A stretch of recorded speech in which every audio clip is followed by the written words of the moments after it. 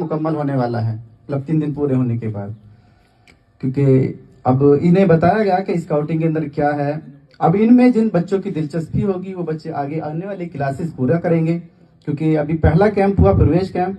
इसके 6 महीने के बाद इन बच्चों का दूसरा कैंप होगा प्रथम सोपान, जो रोवर सेक्शन से है उन बच्चों का निपुण कैंप होगा। उसके 6 महीने के बाद तीसरा कैंप होगा इनका द्वितीय सोपान, उसके बाद तृतीय सोपान।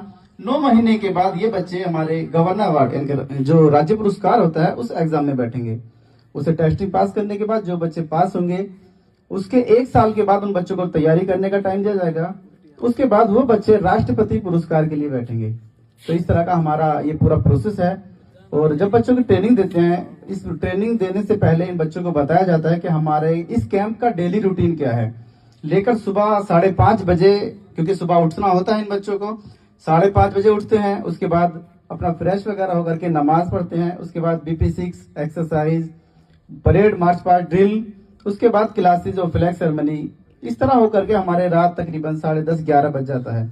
सुबह 5:30 बजे उठने के बाद से लेकर रात 11 बजे तक ये बच्चों की कुछ ना कुछ अलग अलग एक्टिविटीज होती हैं।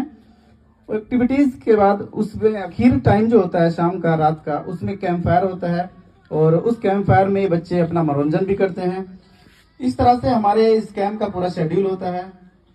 और ये जो कैंप होता है, इस कैंपों को हम स्काउटिंग के नियम के तहत चलाते हैं। जैसे कि स्काउटिंग का जो नियम, पहला नियम है, स्काउट विश्वसनीय होता है। यानी कि जो बच्चा, एक ऐसा बच्चा जिस पर दूसरे लोग विश्वास करने लगे, वो बच्चा हमारी स्काउटिंग का हिस्सा बन जाता है। मतलब स्काउटिंग का जो पहला नियम है, स्काउट विश्वसनीय होता है, स्काउट वफादार होता है, स्काउट सबका मित्र, प्रति एक दूसरे स्काउट का भाई होता है, विनम्र होता है, नरम मिजाजी यानी कि और साहसी होता है, बहादुर होता है, हिम्मत